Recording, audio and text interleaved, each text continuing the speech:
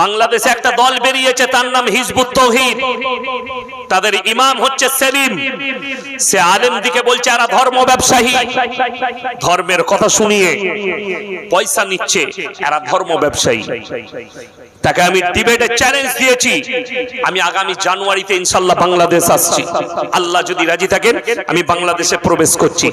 তার বাপের 14 পুরুষের হিম্মত থাকলে বাংলাদেশের যে কোনো জায়গায় প্রশাসনিক ব্যবস্থা করে ডিবেটে বসবে। তার কাছে যে 10টা থেকে 15টা প্রশ্ন রাখবো, তার বাপ 14 পুরুষ উত্তর দিতে পারবে না। যদি বলেন কেন, আপনার জানা নেই। আল্লাহ নবী জনাবে মুহাম্মদুর রাসূলুল্লাহ যারা মনে করেন এরা ধর্ম ব্যবসায়ী, এই মাদ্রাসা, এই মসজিদ, মসজিদের ইমামতি করে পয়সা নেওয়া, মাদ্রাসায় শিক্ষকতা করে পয়সা নেওয়া, এই বিভিন্ন ধরনের প্রশ্ন তারা তুলেছে। আল্লাহ রাসূলের হাদিস আছে স্পষ্ট, নবীজি সাল্লাল্লাহু আলাইহি সাল্লাম বললেন আমার উম্মতিরা কিয়ামতের পূর্বে 73টা দলে বিভক্ত হয়ে পড়বে। কটা বললাম? 73। আমার বন্ধুগণ, এই তো এখন শুরুয়াত আছে। কিয়ামতের যতগুলো আলামত আছে তার মধ্যে একটা আলামত যে আমার উম্মতিরা 73টা দলে বিভক্ত হয়ে পড়বে। ওই জন্য বন্ধুগণ খুব সাবধান। আমি সরল করে বলে দিচ্ছি, সবাই 5 ওয়াক্তের নামাজি হব, বলুন ইনশাআল্লাহ। হালাল রুজি রোজগার করব, বলুন ইনশাআল্লাহ। এবং মানুষের সঙ্গে সৎ ব্যবহার করব। 5 ওয়াক্তের নামাজি, সৎ ব্যবহার, হালাল রুজি রোজগার এবং আত্মীয় স্বজনের সঙ্গে সুসম্পর্ক, জান্নাত আপনার রেডি। কে ইয়াসিন, কে দেওবন্দি, কে বেরেলি, কে আহলে হাদিস, কে ফুরফুরা, এই নিয়ে মারামারি করবেন না, বিপদে পড়ে যাবেন। ওগুলো আমাদের উপরে ছেড়ে দেন, আমরা আলেমরা নিজেদের মধ্যে বুঝে নেব। আপনি মারামারি করতে যাবেন না, বিপদে পড়ে যাবেন। ইয়াসিন সাহেবের কথা শুনে কেউ কি গালি দেবেন না, কারুর কথা শুনে ইয়াসিন সাহেবকে গালি দিবেন না। আলেমদের সঙ্গে, মানুষের সঙ্গে সৎ ব্যবহার করুন, প্রতিবেশীর সঙ্গে সৎ ব্যবহার করুন। কোরআনে আছে জানেন, আলেমরা তো অনেক দূরের কথা, কোরআনে আছে কোন মানুষ, এখানে আল্লাহ ধর্মের কথা মেনশন করেননি, কোন মানুষকে যদি অন্যায়ভাবে হত্যা করে সে গোটা মানব জাতিকে হত্যা করার পাপ করলো। এটা কোরআন।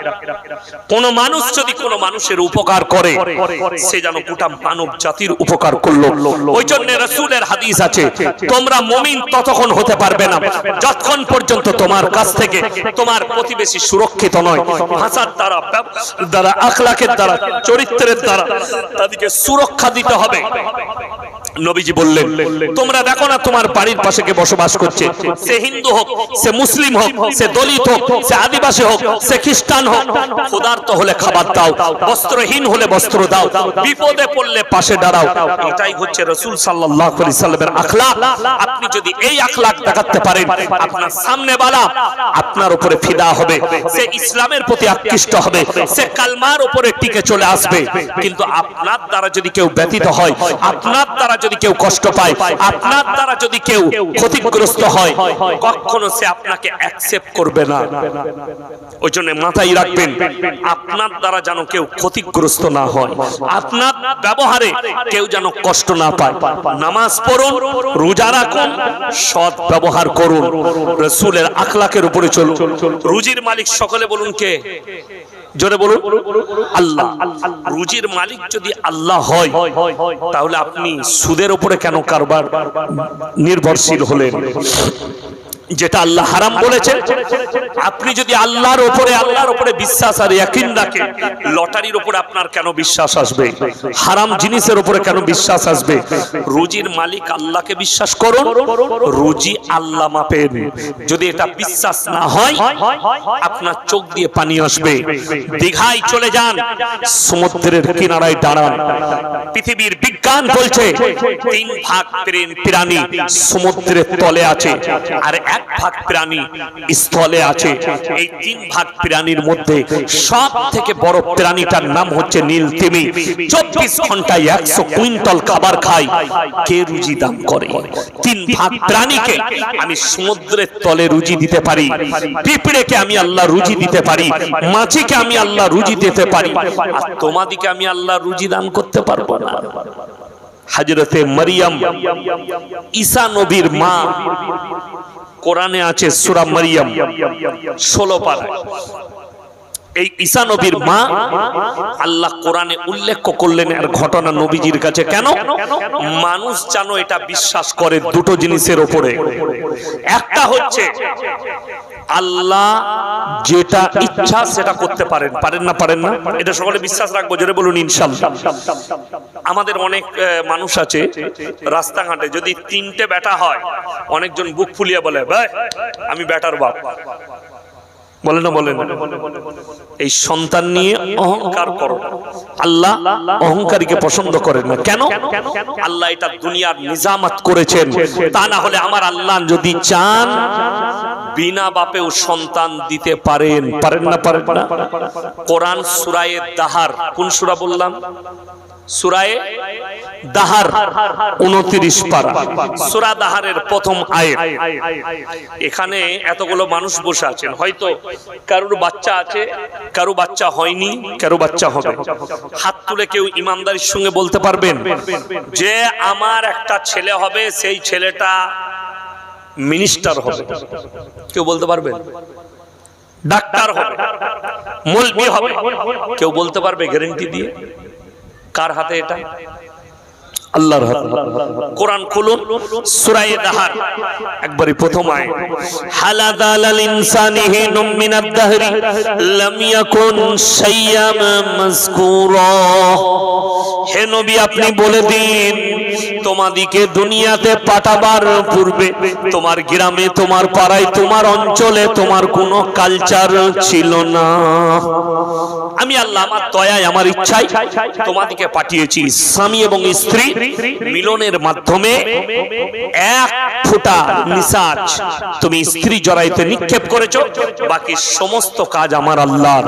আমি আল্লাহ তোমাদিকে দুনিয়াতে পাঠিয়েছি, যোগ্যতা আমি দিয়েছি, ব্রেন, বুদ্ধি, বিবেক সব কিছু আমি আল্লাহ দান করেছি। তাই আমার জমিনে অহংকার করো না। আল্লাহ ইচ্ছা করলে বিনা বাপেও সন্তান দিতে পারেন। এই দলিলটাও আল্লাহ দিয়েছেন কোরআনে সূরা মারিয়াম। ওয়াজকুর ফিল কিতাবি মারিয়াম ইদিন তাবাদাত মিনাল্লিহা মাকানান শারকিয়া। মরিয়ম যখন নিজের পরিবারের কাছ থেকে পূর্ব দিকে এক স্থানে নিজেকে পর্দা করলেন, এক গৃহের মধ্যে নিজেকে পর্দা করে নিলেন। ফাত্তাখাযাত মিন দুনিহিম হিজাবান ফারসালনা ইলাইহা রূহানা ফাতামাত্তালা লাহা বাশারান সাবিয়্যা। আমার আল্লাহ রাব্বুল আলামিন জিবরিল আমিনকে মানুষ রূপে প্রেরণ করলেন, তুমি মরিয়মের গৃহেতে প্রবেশ করো আর মরিয়মকে বলে দাও আমার আল্লাহ আমাকে পাঠিয়েছেন। মরিয়ম যখন দেখলেন মানুষ রূপে একজন আমার গৃহের মধ্যে প্রবেশ করেছে, তিনি বললেন আমি তো একজন পবিত্র নারী, তুমি যদি মানুষ হও আমার কামরা থেকে বেরিয়ে যাও। জিবরিল আমিন বললেন আমি কোনো মানুষ নই, তোমার ঘর লাগানো, চারিদিক বন্ধ, আমি কেমন ভাবে প্রবেশ করলাম? আমার আল্লাহ আমাকে নিজের দয়ায় পাঠিয়েছেন, আমি হচ্ছে আল্লাহর ফেরেশতা জিবরিল আমিন, তোমাকে সুসংবাদ দিতে এসেছি একটা পুত্র সন্তানের। বলুন সুবহানাল্লাহ। মরিয়ম উত্তর করলো, হে আল্লাহ আমাকে তো কোনো মরদ মানুষ স্পর্শ করেনি, আর আমি কোনো জিনাকারী নারী নই, আমি তো একজন পবিত্র নারী, আমার কি করে বাচ্চা হতে পারে? আল্লাহ বললেন কুন ফায়াকুন, আমি আল্লাহ যেটা বলবো সেটা হয়ে যাবে আমার কুদরতে। আল্লাহ নিজের কুদরত দেখালেন আর মরিয়ম গর্ভবতী হলেন। বলুন সুবহানাল্লাহ। অনেক লম্বা চওড়া ঘটনা আছে। আল্লাহ বিনা বাপে সন্তান দিলেন। এখানে খালি দুটো কথা বলে দেই, আমাদের অনেক স্কুল কলেজের ছেলে মেয়ে আছে যারা ক্রিসমাস পালন করে। এই ক্রিসমাস ইসলামী শরীয়তে হারাম, এটা পালন করা যাবে না। কেন শুনেলেন? খ্রিস্টানদের ঈমান ততদিন ছিল যতদিন পর্যন্ত হযরতে ঈসা মসিহকে তারা নবী বলে বিশ্বাস করেছে এবং আল্লাহর পয়গম্বর বলেছে।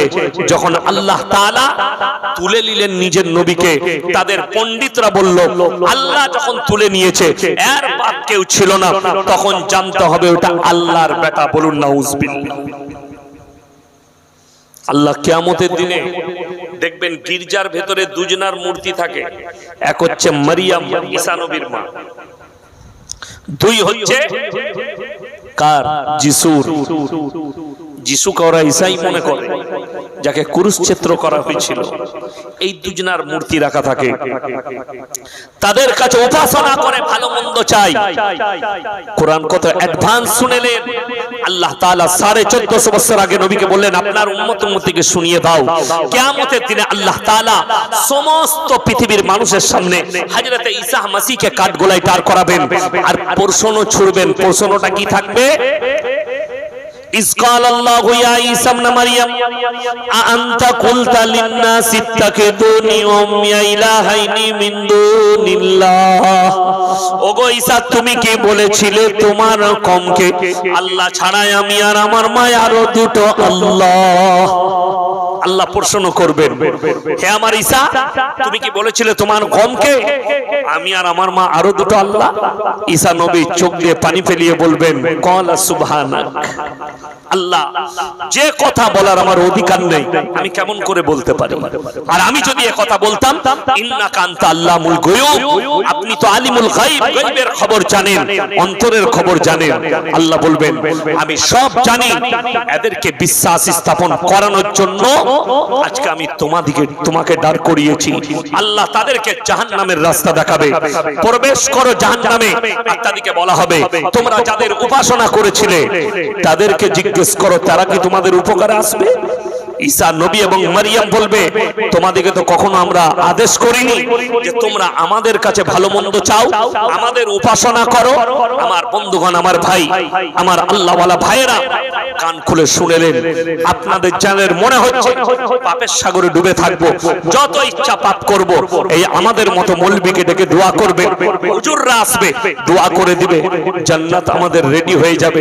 আমি যাত্রার দলিল দেব না। প্রিয় নবী জনাবে মুহাম্মদুর রাসূলুল্লাহ, সকলে একবার জোরে বলুন সাল্লাল্লাহু আলাইহি ওয়াসাল্লাম। একবার দরুদ শরীফ পড়ুন আল্লাহুম্মা।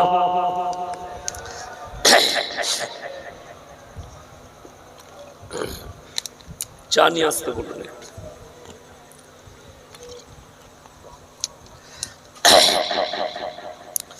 আমার বন্ধুগণ, যারা মনে মনে ভাবছেন আমি কার দলিল দেবো, আমি আমার বাপ দাদুর দলিল দেবো না। আমার জলসা করে দেয়, আমি বাপ দাদুর গল্প বলি না।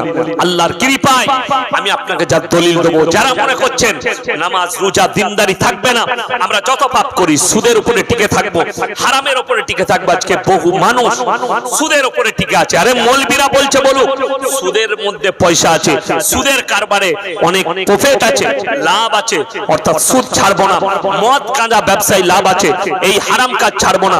মৌলবীরা বলছে বলুক, আরে কোরআনে যা আছে দেখা যাবে।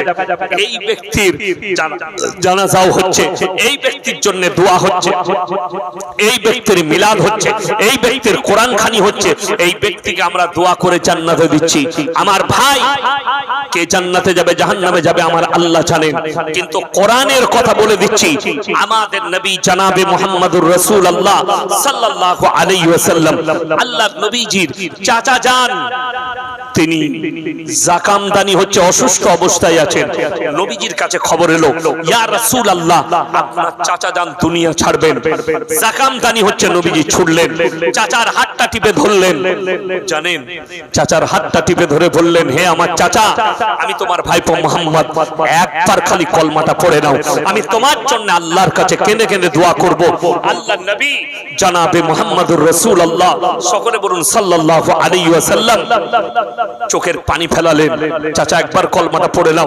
আল্লাহর নবী চাচা উত্তর দিচ্ছেন, যে উত্তরটা দিয়েছে আপনার চোখ দিয়ে পানি আসবে। চাচা বললেন, হে আমার ভাইপো, আমি যদি বার্ধক্যে কলমা পড়ি লোকে বলবে মৃত্যু ভয়ে কলমা পড়েছে, অর্থাৎ আমি কলমা পড়তে পারবো না। আমার আল্লাহ আয়াত পাঠিয়ে দিলেন। কি আয়াত পাঠালেন? ইন্নাকা লা তাহদি মান আহবাবতা ওয়ালাকিন্নাল্লাহা ইয়াহদি মান ইয়াশা। হে আমার নবী শোনো, হিদায়াতের দপ্তরটাই আমার আল্লাহর হাতে। আমার ইচ্ছা নেই তোমার চাচা কলমা পড়তে পারবে না। আল্লাহর নবী চাচা দুনিয়া ছাড়লেন। আল্লাহর নবী আর পরে চোখের পানি ফেলালেন, আল্লাহর কাছে বললেন, ওগো আল্লাহ, তুমি আমাকে যতক্ষণ পর্যন্ত নিষেধ না করবে আমি আমার চাচার জন্য কেঁদে কেঁদে ক্ষমা চাইবো। আল্লাহর নবী ক্ষমা চাইছেন, ওগো আল্লাহ, তুমি আমার চাচাকে ক্ষমা করে দাও, আমাকে ক্ষমা করে দাও, আমার চাচাকে ক্ষমা করে দাও। আমার চাচা কলমা না পড়ে চলে গেছে। আমার আল্লাহ রাব্বুল আলামিন জিবরিল আমিনকে পাঠালেন আর নবীকে নসিহত করলেন, উপদেশ পাঠালেন। আচ্ছা বলুন তো, নবীদের দোয়াকে আল্লাহ কবুল করেন না করেন না? কথা বলে করেন। নবী কার জন্য দোয়া করছেন? নিজের আপন চাচার জন্য, যে চাচা কলমা না পড়ে দুনিয়া ছেড়েছে। আল্লাহ আয়াত পাঠিয়ে দিলেন, উপদেশ পাঠালেন, নসিহত। মা কানা লিন নবিয়্যি ওয়াল্লাযীনা আমানু আইয়াস্তাগফিরু লিল মুশরিকিন ওয়ালাউ কানু উলি কুরবা। হে নবী শোনো, যারা মুশরিক হয়ে বেঈমান কাফের বাদ্দিন হয়ে মারা গেছে তাদের জন্য দোয়া করতে পাবে না যদিও তারা তোমাদের নিকটতম আত্মীয় হয়। এটা কোরআন। যদিও তারা তোমাদের নিকটতম আত্মীয় হয় তাও তুমি তাদের জন্য দোয়া করতে পাবে না। এরপর ইয়াসিন কোন ক্ষেতের মুলি? তোমার বাপ হারাম জানার পরেও জিদ করে করে সুদের উপরে জীবন কাটিয়ে মারা গেছে, তুমি বলছো মলবিকে হায়ার করে আমি জান্নাতে যাব।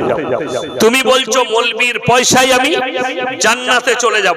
আমার বন্ধুগণ, আমার ভাই, আপনাদের সকলকে অনুরোধ করছি, নামাজ 5 ওয়াক্তের সবাই পড়বো। জোরে বলুন তো, হাত তুলে ইনশাআল্লাহ।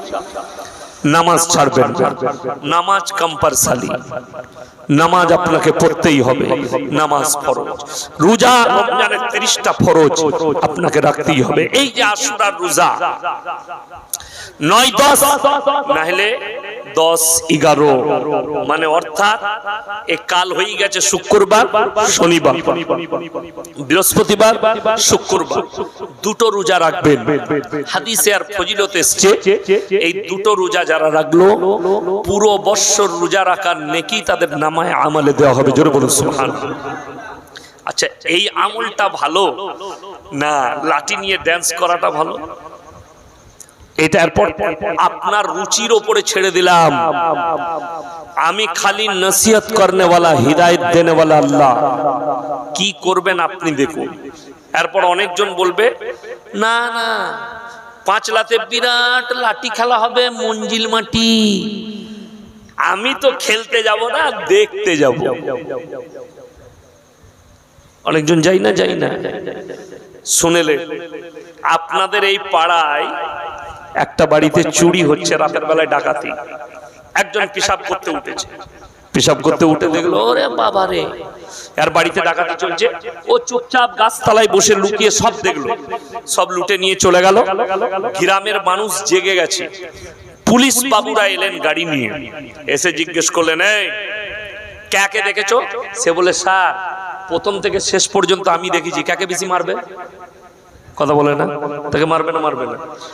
তো যদি আপনি বলেন আমি খালি দেখতে গেছি, আপনিও অপরাধী, আপনি মার খাবেন। কেন?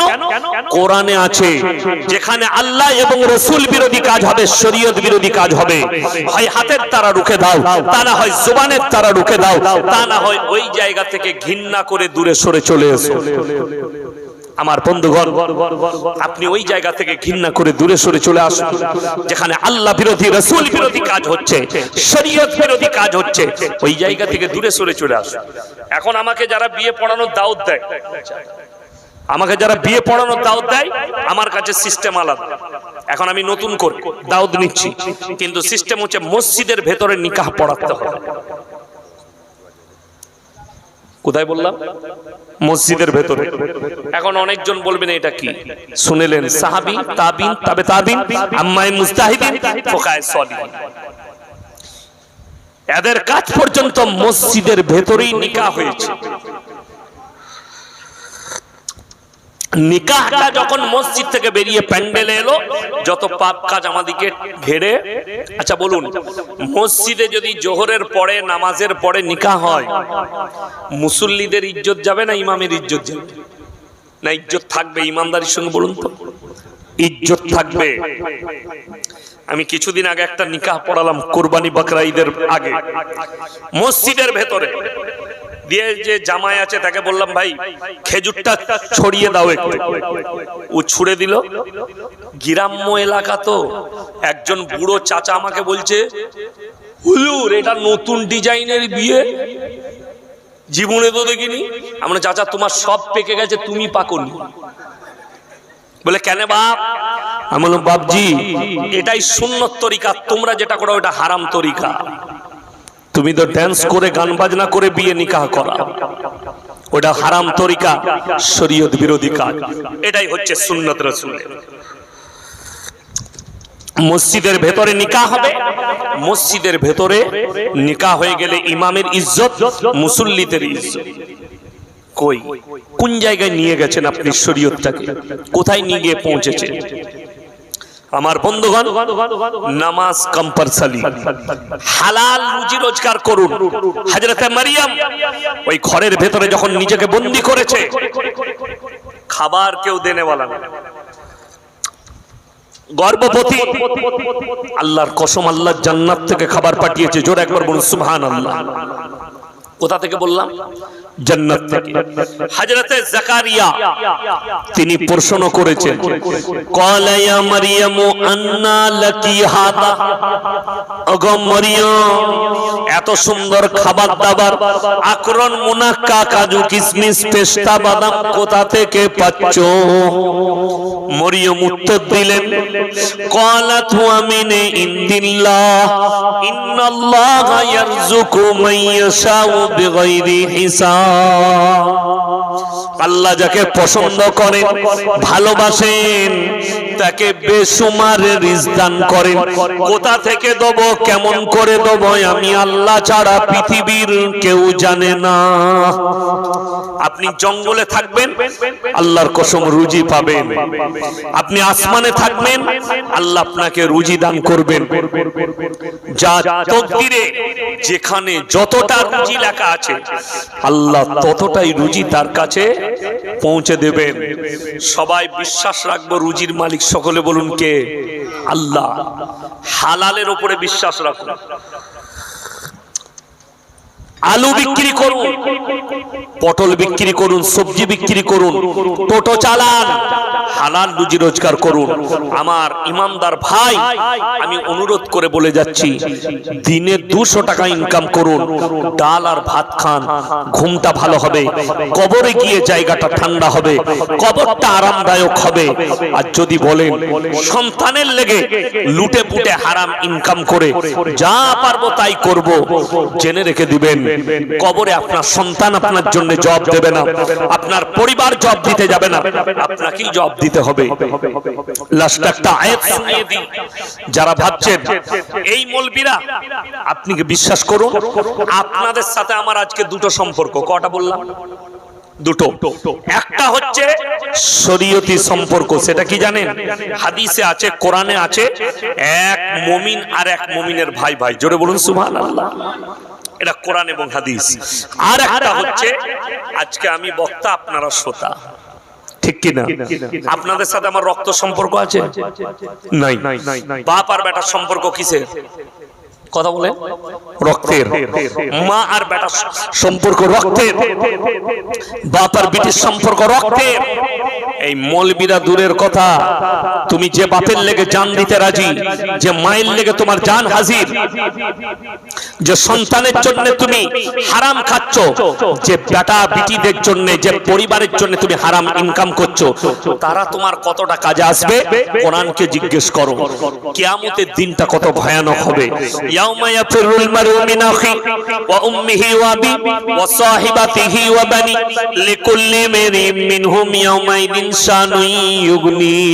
হে আমার নবী বলো, কিয়ামতের দিনে স্বামী স্ত্রীর কাছে ছুটে যাবে। স্ত্রী বলবে দুনিয়াতে আমার কোনো স্বামী ছিল না, স্বামী বলবে স্ত্রী ছিল না, বাপ বলবে বেটা ছিল না, বেটা বলবে বাপ ছিল না, মা বলবে বিটি ছিল না, বিটি বলবে মা ছিল না, বন্ধু বলবে আমার কোনো বন্ধু ছিল না। কেউ কারুর জন্য যারা পরিমাণ বোঝা বহন করবে না। কোরআনে অপর জায়গায় আছে আতিহিম ইয়াউমাল কিয়ামাতি ফারদা, কিয়ামতের দিনে সবাই তোমরা একা একা আমার কাছে হাজিরি দেবে, একা একা, সাথে কেউ থাকবে না। ওই জন্য প্রত্যেকটা ভাইকে বলবো আমরা ইমানদার হব, জোরে বলুন ইনশাআল্লাহ। শরীয়ত বিরোধী যতগুলো কাজ আছে, আপনাকে কেউ যদি বলে ইসলামী শরীয়তে মাতম আছে, তাকে বলবেন একটা দলিল দাও। ইমাম আবু হানিফা রাহিমাহুল্লাহ, ইমাম শাফি, ইমাম মালিক,